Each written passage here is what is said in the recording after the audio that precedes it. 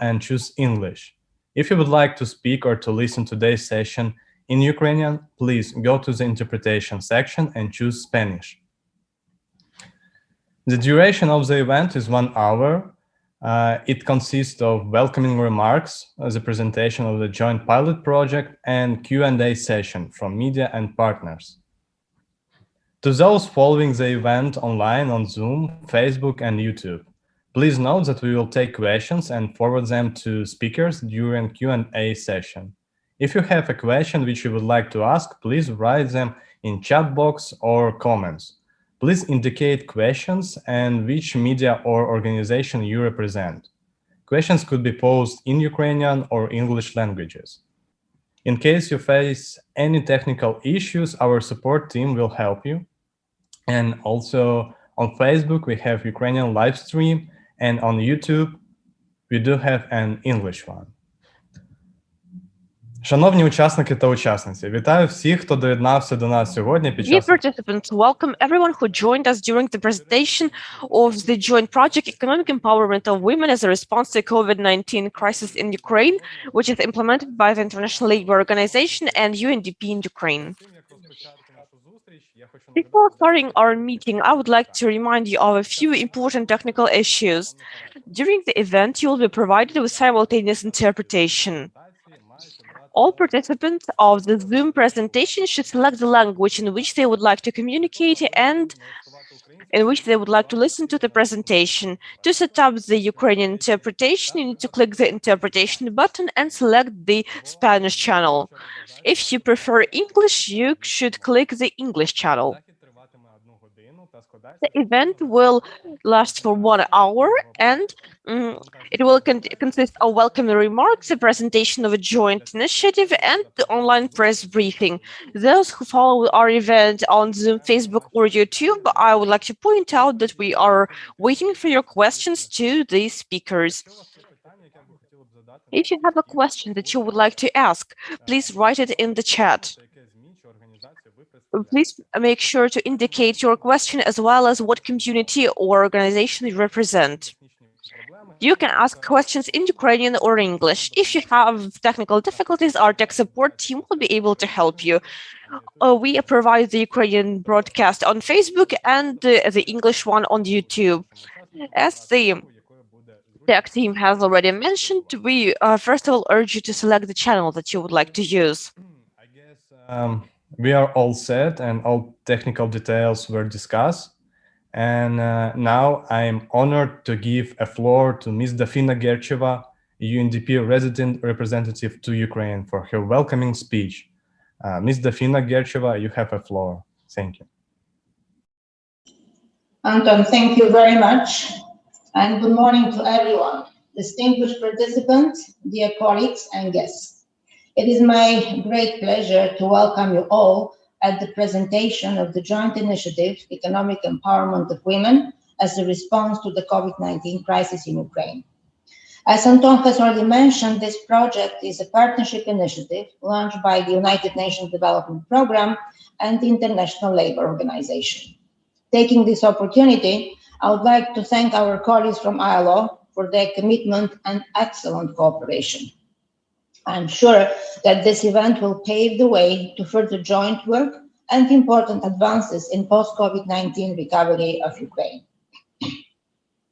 I would also like to extend a very warm welcome to all the representatives of national and regional authorities and non-governmental partners who are working with us towards the promotion of equal access to opportunities for men and women across Ukraine. Our pilot initiative is an outcome of the global framework for action established by the International Labour Organization and United Nations Development Programme. The global framework is giving us a strategic direction to ways of addressing the unprecedented challenges of these times.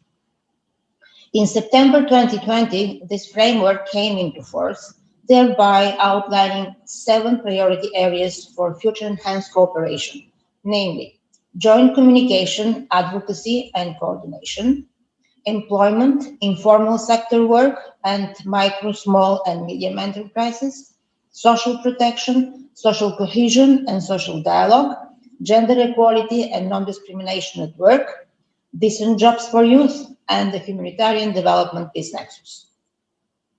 Indeed, this framework aims at addressing shortcomings that were exposed by the pandemic and scales up efforts to support vulnerable groups. For these reasons, UNDP and ILO have drawn on their long-standing experience in tackling development and labor challenges, and today we are moving towards building forward better labor opportunities based on the principles of gender equality. At the beginning of April, we presented the key findings and recommendations of our research on women and men in leadership positions in Ukraine 2017-2020. I'm pleased to note that the launch of our initiative today is a direct follow-up to the results of the joint analysis. In such trying times, we witness the dire socioeconomic impact of the COVID-19 crisis had on women. The economic consequences of the pandemic vary for women and men. Last year, a comprehensive interagency socioeconomic impact assessment highlighted that the crisis has impacted people differently in terms of gender. Women, especially those in lower paid retail sector jobs, have been disproportionately affected. Despite all the challenges, some slight improvements towards gender equality should be mentioned as well.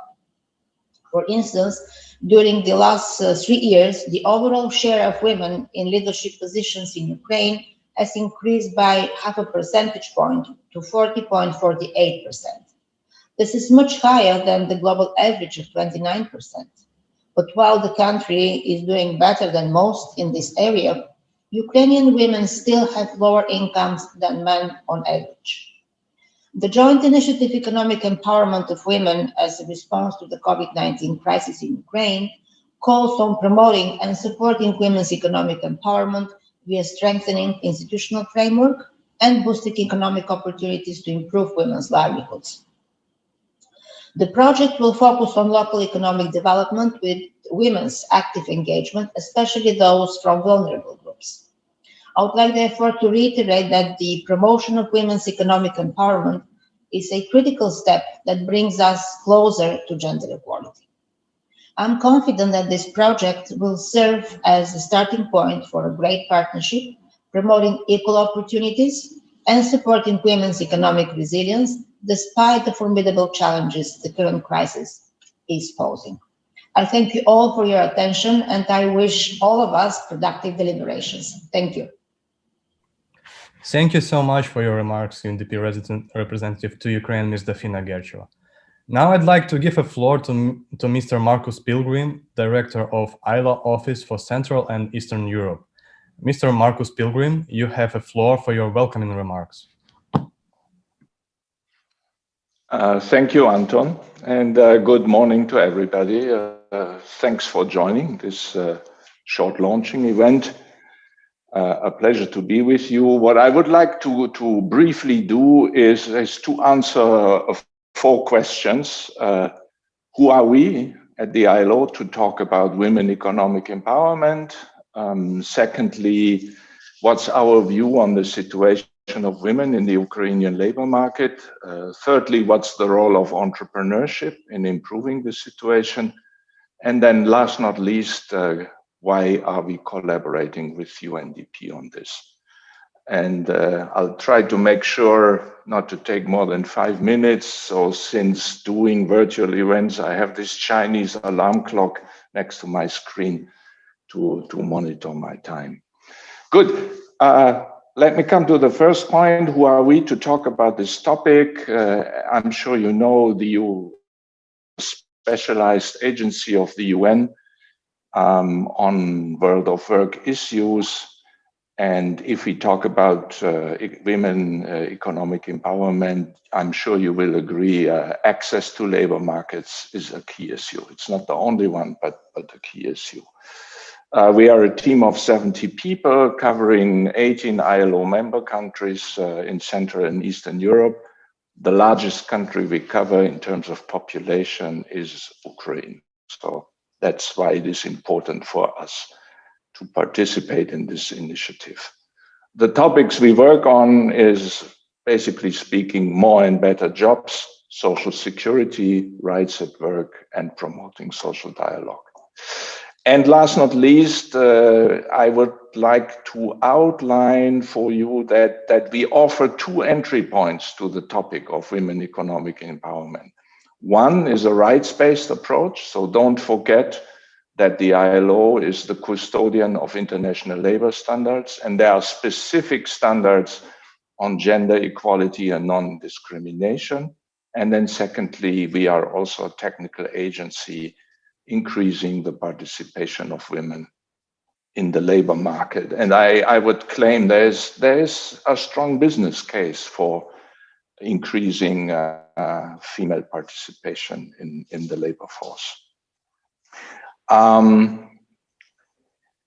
Good. What's second point? What's our view on the situation of women in the Ukrainian labor market? Dafina already shared with you some figures.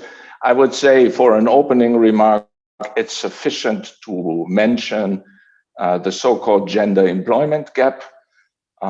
It's roughly 10 to 12% in Ukraine. That's the difference between female and male employment rates in the labor market. Well, for women, it's 60%. For men, slightly above 70%.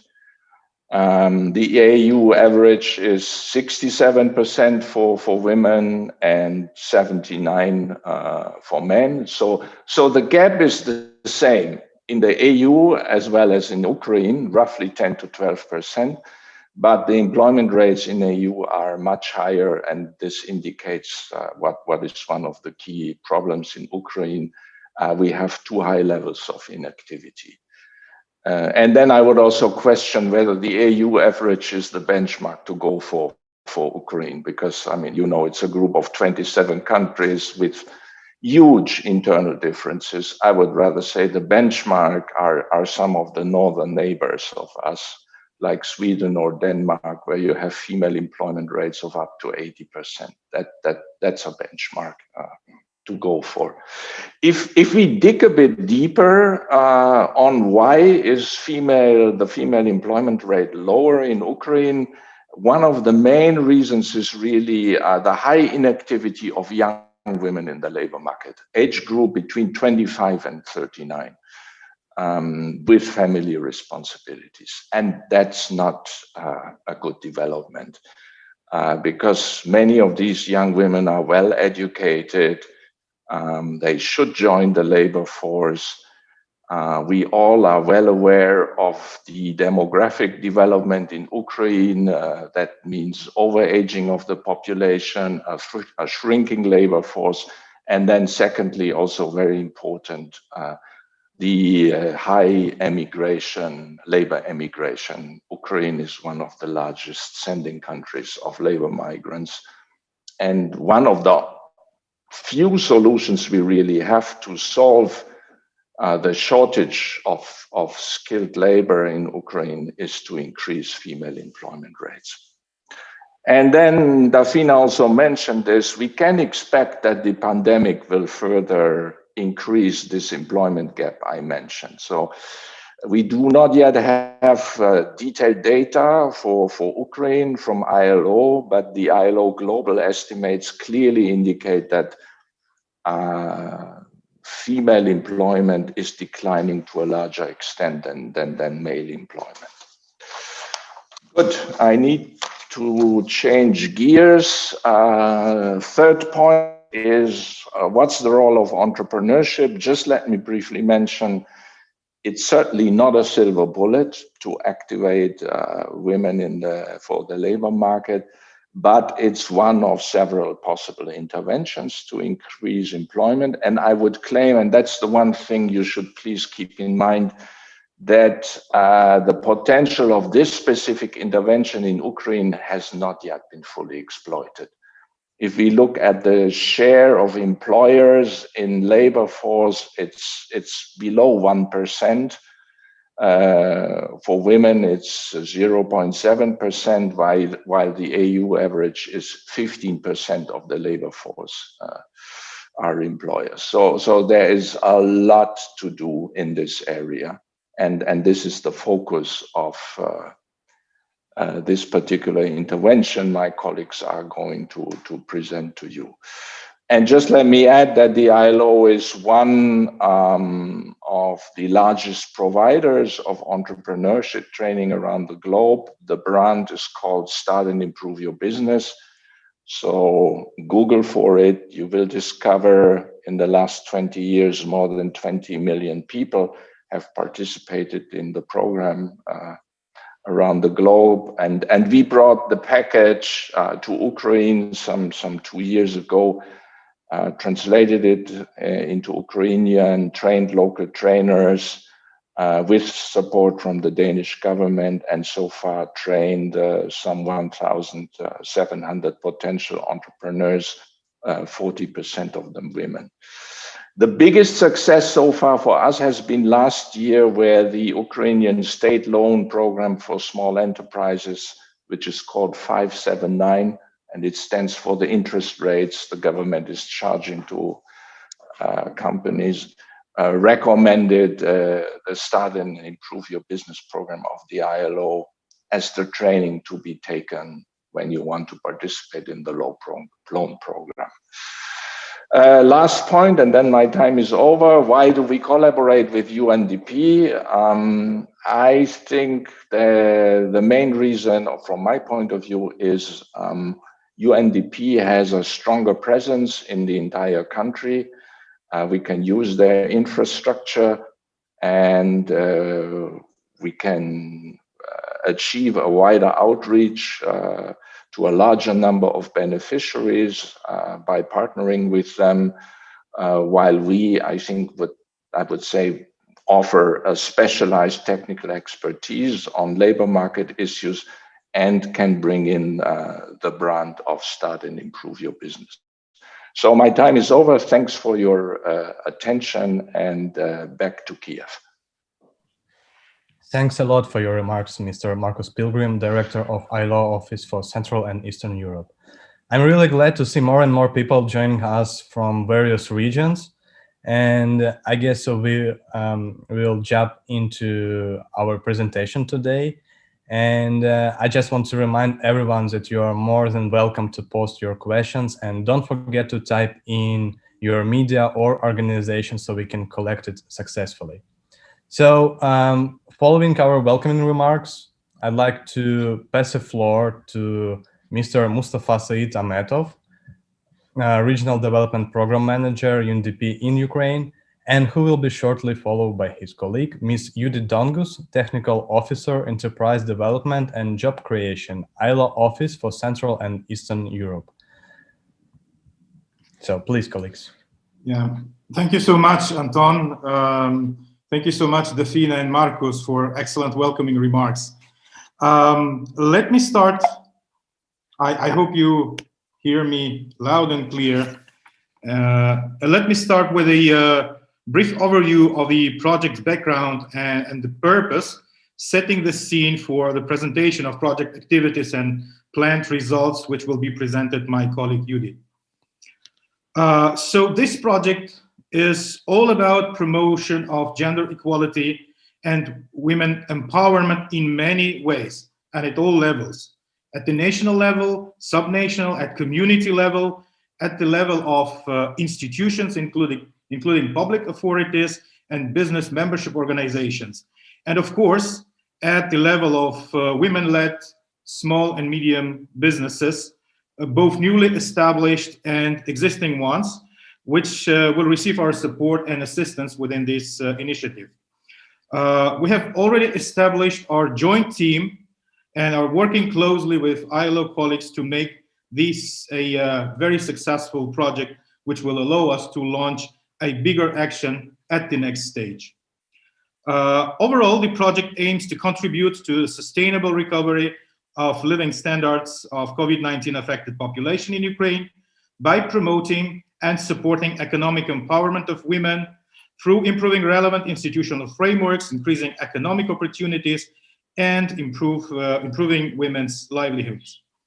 The project's overall budget for this pilot phase is $200,000 US, and the project will be implemented during the next 8 months So it will be completed by the end of this year.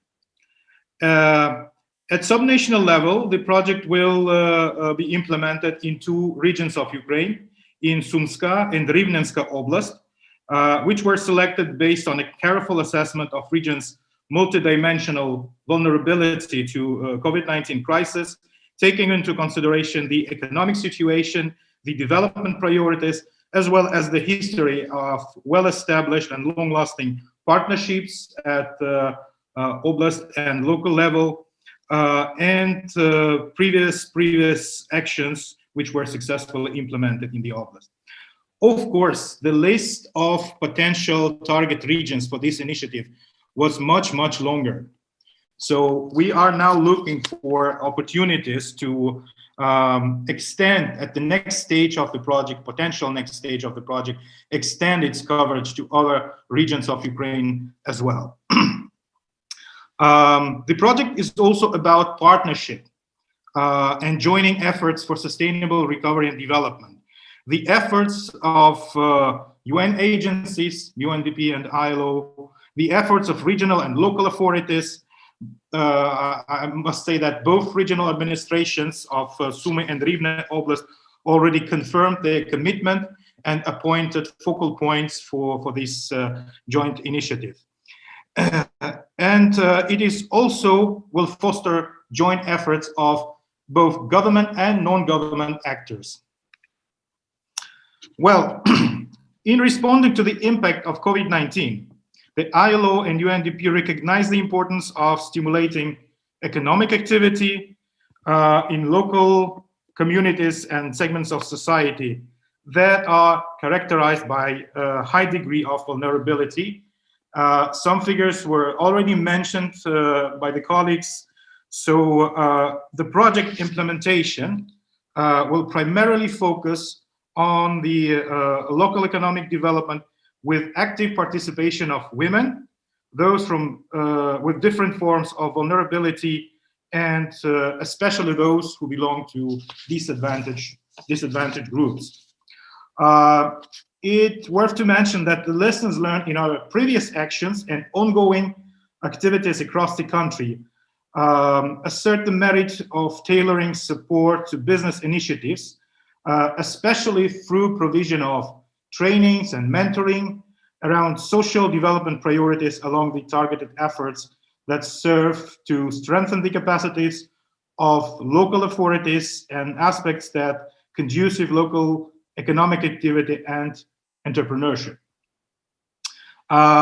Within this project, this understanding will be translated into replicable and scalable activities which enable the beneficiaries to establish new businesses or improve the existing their existing business models to make them more sustainable and resilient to the new post-crisis environment, or access to wider markets and domains of potential business engagement.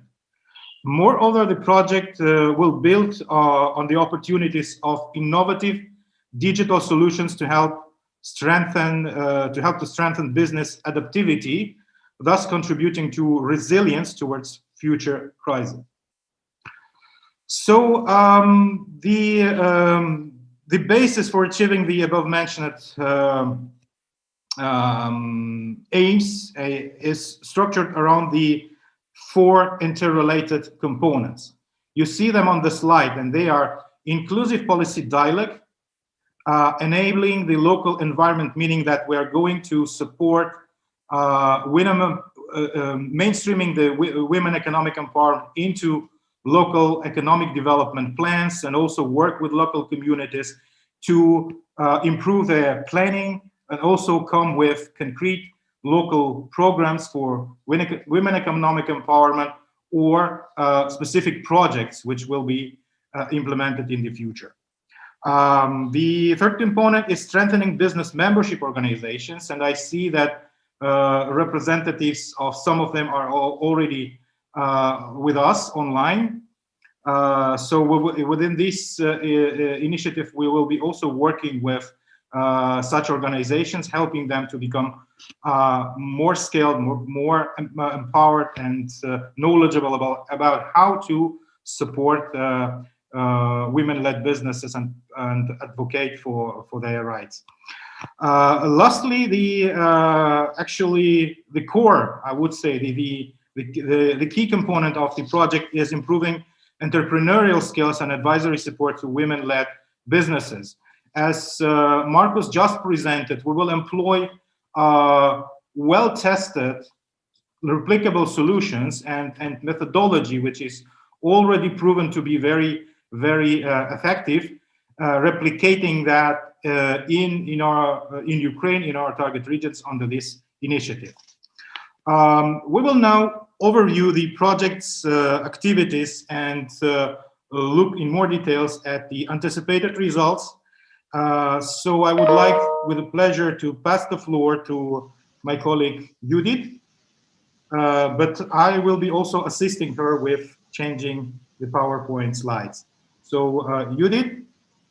Yes, thanks a lot, Mustafa, and thanks also to Dafina and Marcus for the welcoming remarks and sharing some really interesting data with us on Ukraine and why women economic empowerment is very important and what we can still be doing to improve the situation in the country.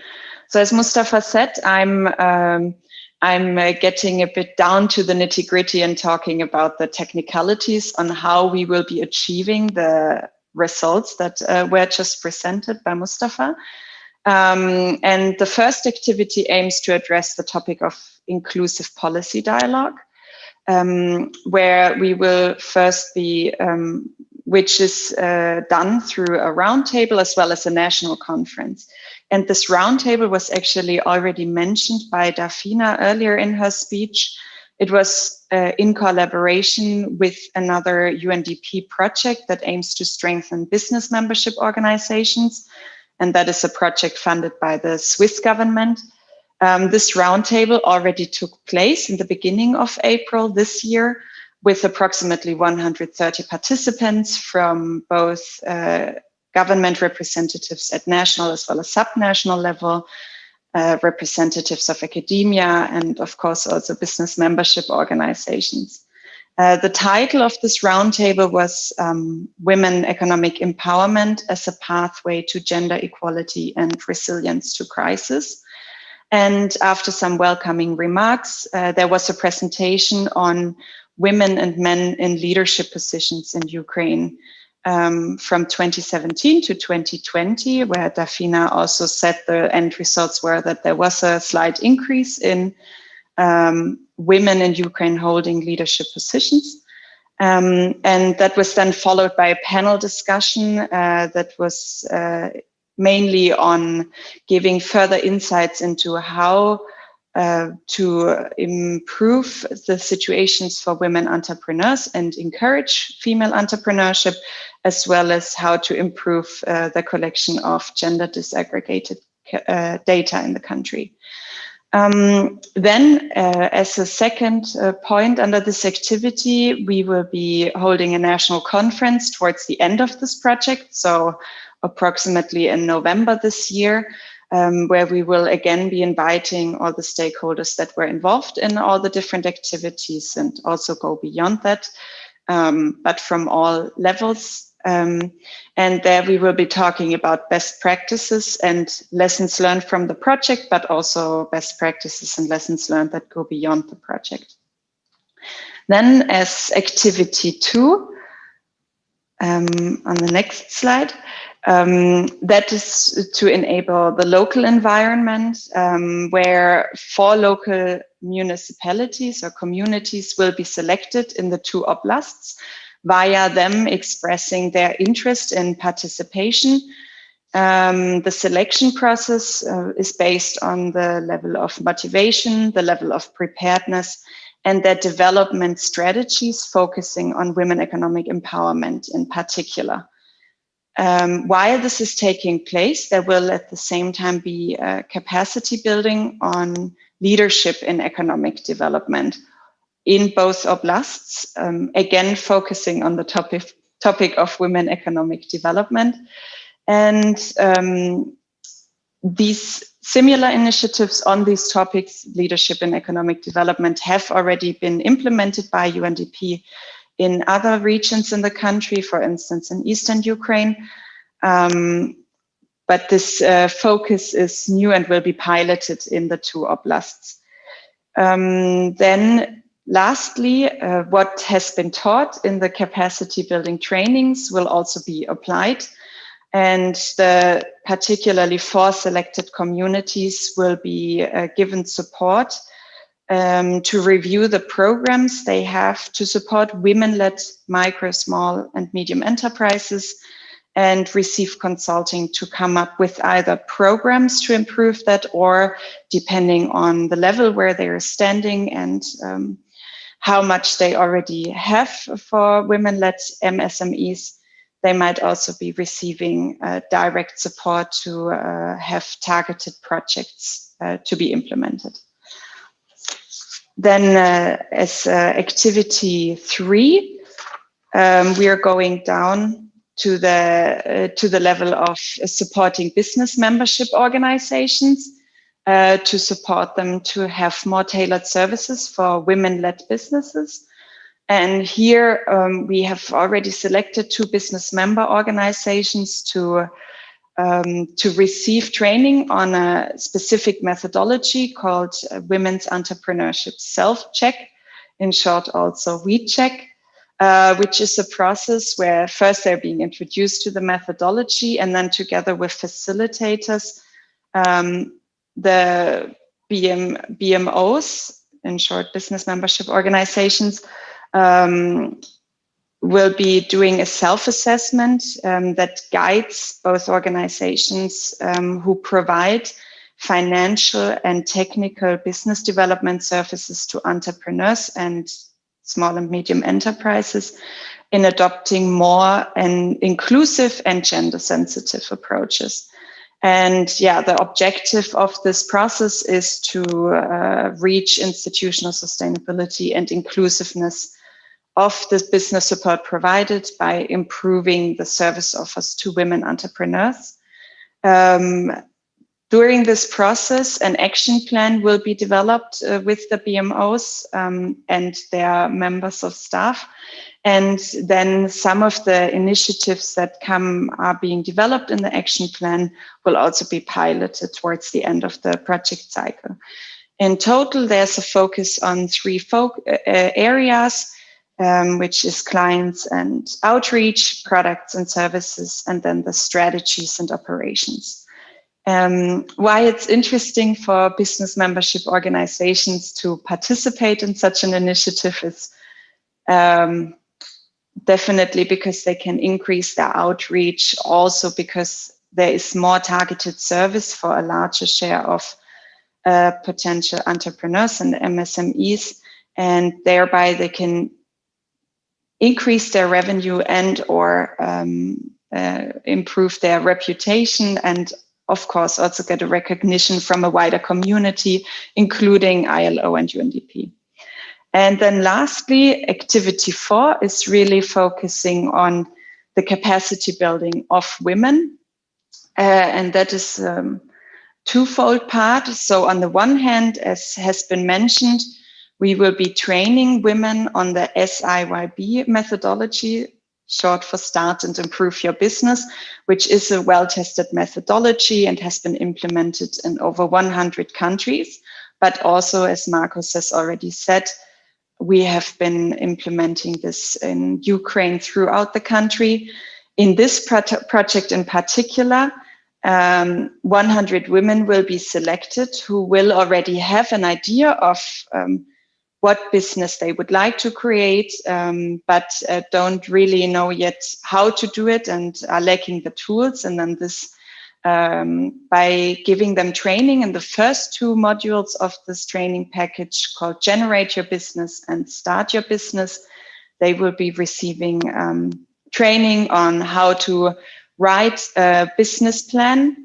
And our goal is that at least 60 of those 100 women will have business plans developed that are actually bankable, so that they could potentially be applying for loans if that's what's needed, and go to a bank and then present their marketing strategy, the structure of their organization, their financial situation, etc. So it's a extensive business plan. And then out of these 60 women, 25 will be selected to receive support directly through mentoring, in which, for instance, they will be helped in how to certify their business. Because a very important part of this SIYB training is that the businesses actually become formal, also to address the topic of informality, as oftentimes entrepreneurs find themselves in informal situations. And yeah. Then the second part of this activity 4, which is still on capacity building for women, is that 25 micro, small and medium enterprises will be receiving training on e-commerce for women-led businesses in particular. And that has the aim to make their businesses more resilient through access to wider markets and also digital markets. So these are the 4 main activities and sub-activities that we have foreseen in the project cycle. And yeah, thank you very much for your attention, and we're happy to be taking any questions that might have come up throughout our presentation now. Thank you so much, Judith and Mustafa, for the really fantastic presentations. It was very insightful. I believe we have learned a lot about the joint initiative Economic Empowerment of Women as a response to COVID-19 crisis in Ukraine. I guess those questions were namely, what are the pilot regions, which are Rivne and Sumy Oblast? Who and how will get support? How many women will be supported? So now we are going to switch to the questions and answers section during the remaining time. For those who haven't yet posed their questions, you are more than welcome to do it right now. Please type your questions, and if you represent a representative of a media or organization, please indicate what is media and organization. So we have a first collected questions from discussion in our Zoom chat box, and it sounds as in the next way. Actually, basically says how people can participate in the joint pilot project. Do we have any focal points and how people, women, can get into this project when the selection process will start? So I guess for the first question, perhaps Mustafa can answer it when we can, when women can expect joining the project selection process. Indeed, I can take this question, Anton. Thank you very much. I don't know who posted the question, but it's very, very relevant, actually. So about the participation, we are going to launch the selection processes in 2 ways.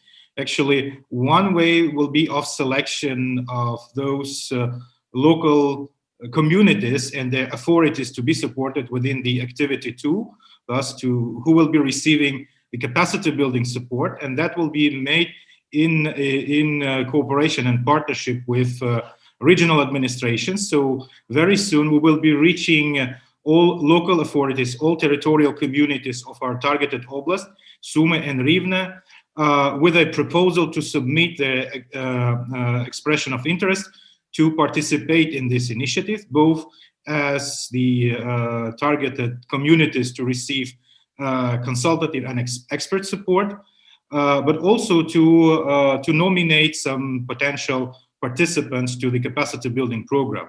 So we will reach you. I'm addressing now to the local authorities of our targeted regions.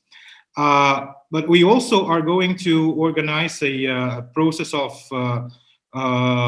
competitive selection to the capacity building programs under activity 4, which were mentioned by Judith, namely for start and improve your business program, but also for the capacity building on e-commerce. and that will be actually an open call for expression of interest. Regarding the Start Your Business program, we are already in partnership relations, and I believe Judith can say a bit more with a local organization, which will be actually helping us to organize the program. So essentially, follow our web pages. Information will be posted and widely disseminated. We also have our regional coordinators in the targeted oblast, and they will also help to disseminate this information very widely. This is all from my side. Maybe Judith can say a bit more about the selection process for Start and Improve Your Business capacity building program.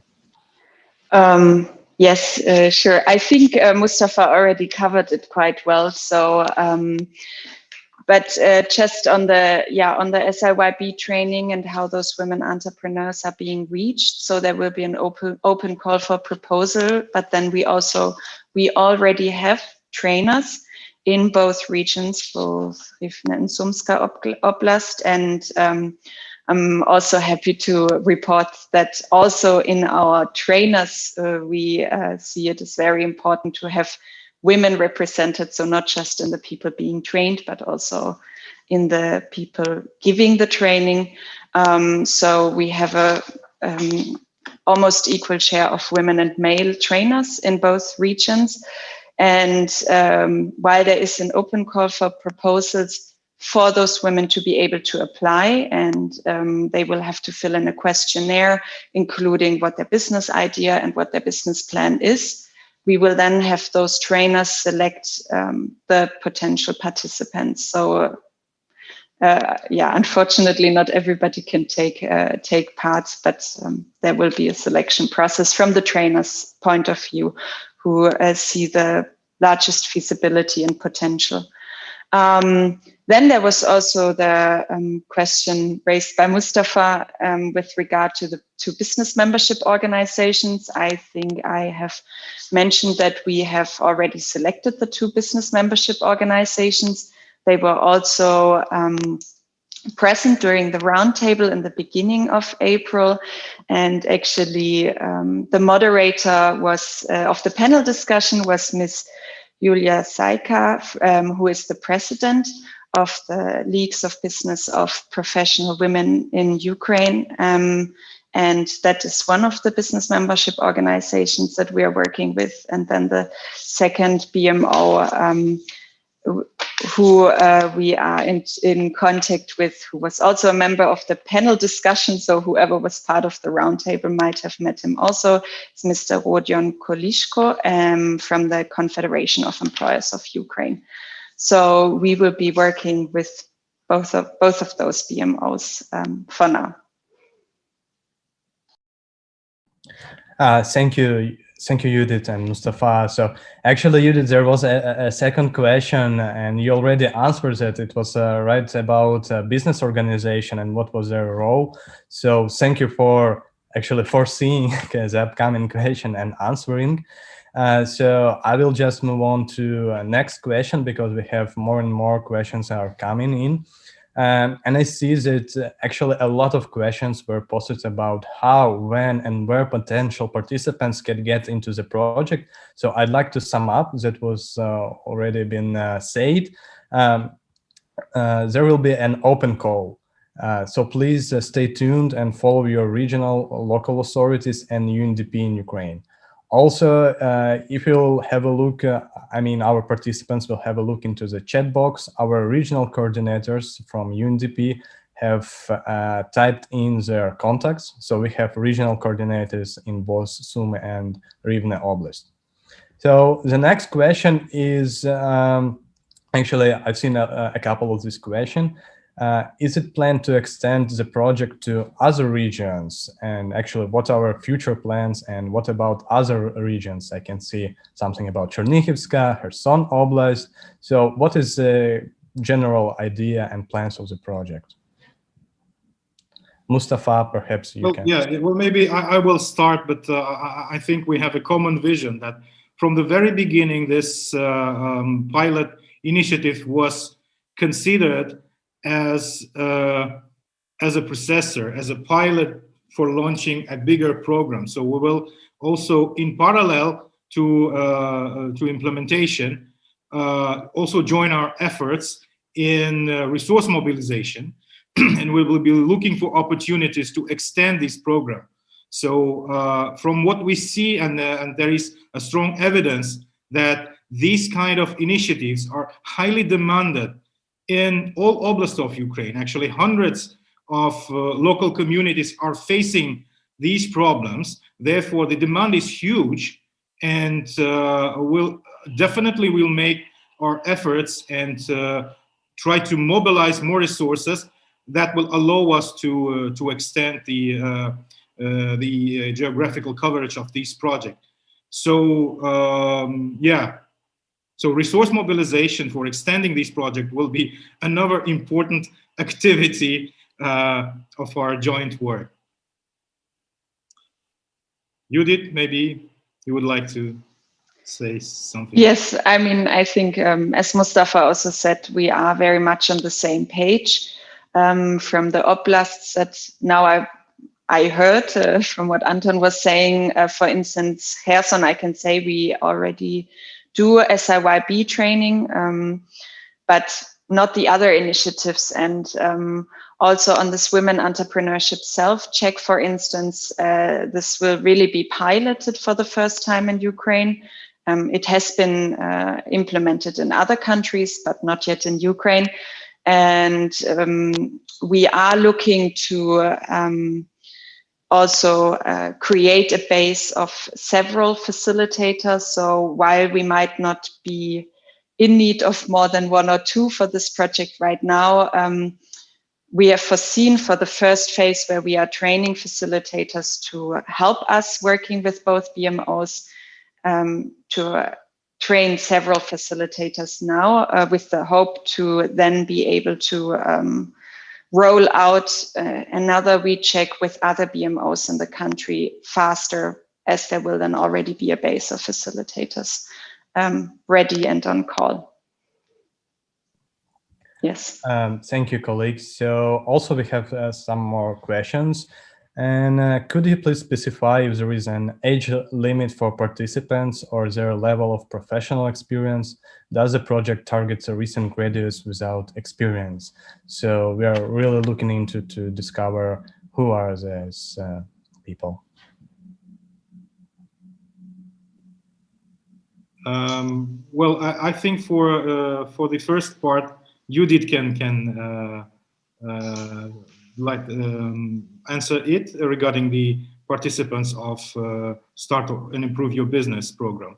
As for the second part of capacity building program, where we foresee some support to pre-existing businesses with improving their business models, actually the limitation is not related to the to age or any kind of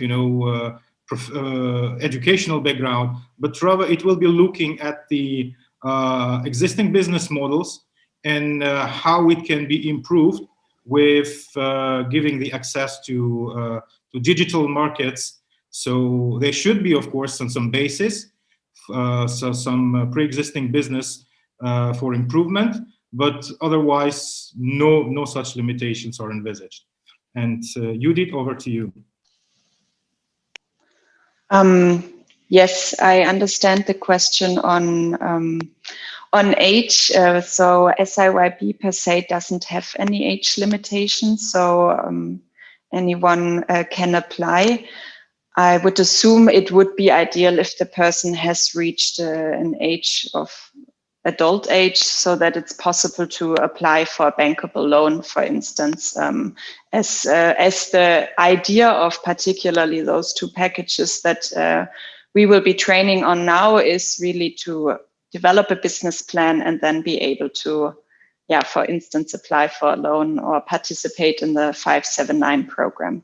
And I believe there are then some age limitations, but from the SIYB training per se, there is no such thing. Thank you again, colleagues. Also, there was an interesting question in our chat box, and it was already addressed by Mr. Marcus Pilgrim. So I want those who is not following our chat box to hear this question, so an answer. So I will actually out loud it. A question came from the Confederation of Free Trade Unions of Ukraine, which stress the pandemic situation is still complicated in Ukraine and affected the labor market in Ukraine. And considering the situation in this regard, have you, I guess it was me, Undp and ILO, assess the impact of increasing poverty, unemployment, decreasing of workers, purchasing power on such women business? And Mr. Marcus Pilgrim answered that actually Undp and ILO have been doing enterprise surveys to assess the impact of the pandemic on income and unemployment in companies. As to be expected, the lockdowns affect companies, and Mr. Marcus Pilgrim kindly suggested that he can share the link with recent studies. So actually, what I can see is we have some more questions. If I may, I would also add that it also was in Dafina's welcoming remarks that last year UNDP, in cooperation with UN Women and FAO, have conducted a very broad assessment of impact of COVID-19 on businesses and households. And now the findings of this research are openly available at our website, and I will share the link in the chat box with all interested participants. Thank you. Thank you, Mustafa. I've just shared the link, what you have mentioned, so everyone can access our recent findings, which are really deep into our regions and a general situation in Ukraine. So I can see that some more questions are coming from people saying that what is the deadline, what, when, and how we can, how the people can participate in this our pilot project. So I just like to stress what was already said before, that please, in a recent time, we'll start our open call, and we'll reach our regional partners, regional authorities, and the open call will be coming from both local authorities, and it will be posted on social media of UNDP and web pages, all the available online resources. So actually, I don't see any more questions, or at least different questions are coming. And if no one wants to share their closing remarks, we can finalize our today's presentation. So does anybody wants to share closing remarks, I'll say? I would just like to add, so with regard to the deadline, at least on the SIYB training, there is no fixed deadline yet. But if you are very keen and interested, then please also feel free to reach out. I think in the presentation, our email addresses are also noted down. So we'll be happy to then collect interest, and then also share an email when that is then officially taking place, to keep you in the loop of things. And also, if you have any further questions, please don't hesitate to ask us. I mean, I think we're very, very happy to also hear inputs from other organizations and have a conversation with everyone. And yeah, because as Mustafa also said, this is a pilot initiative, and we are looking to hopefully have a larger project following up to this in more regions in the country. So we are very happy to keep the conversation going. And if I may, I would also like to thank all the participants. The number of participants to today's presentation is quite impressive. And I would also echoing the Judith words, I would like to ensure those participants who are representing other regions of Ukraine and of course are interested in these kind of activities, these kind of actions to happen in their regions, that we will continue working very, very intensively to attract more funding and extend this project to other regions of Ukraine as well. As I said, the demand is huge, and we will be working not only to make this pilot phase a successful project, but also to come to your regions and support you. Thank you very much. Thank you, Mustafa. Thank you, Judith, and actually thank all of our speakers for today's participation and all who have joined us today. I believe it was really inspiring because people typing in and saying that they will join and they're really looking forward to our initiative to kick off. So thank you once again, and see you soon. Looks like Marcus wants to say a couple of words. Sure. Yeah, because there's just my colleague Sergei Savchuk helped me to translate one important question on the statistics about the economic activity of women in Ukraine and the EU. So as we are running short of time, and the question came from Katarina Babak. So just let me say that whoever is interested in a deep dive into the statistics should Google for ILO Stat. And this is a freely available online website with employment statistics. You can look for several employment indicators worldwide. You can compare Ukraine with other countries, and this is one of the databases I have been using for my brief welcoming remarks. And then for EU statistics, I would just Google for Eurostat, which is the statistical agency of the European Union, which has very good labor market statistics as well. The only caveat when you compare different sources is that you need to really dig deep, because you need to look at the age group. Yeah, so you need employment rates depend very much on the age bracket you take. So some take 15 plus, which means 15 years and above. And others only take 25 to 64, and that makes a huge difference. But the two sources I mentioned, I would say, are for us in Europe the #1 databases to be used. Otherwise, please contact me on a bilateral basis. Thank you, Anton, and sorry for interrupting you. Now you can close. Thank you, Mr. Marcus Pilgrim. It was really great that you joined and so lively commented on our questions. I think all our participants now have a quite wide image and understanding of what's going on and what is expected to come into the regions. So this is like a last call from all our speakers. If I can see no more closing remarks are coming. So I can officially say that thank you for joining our meeting today, our presentation, and see you everyone soon. Thank you.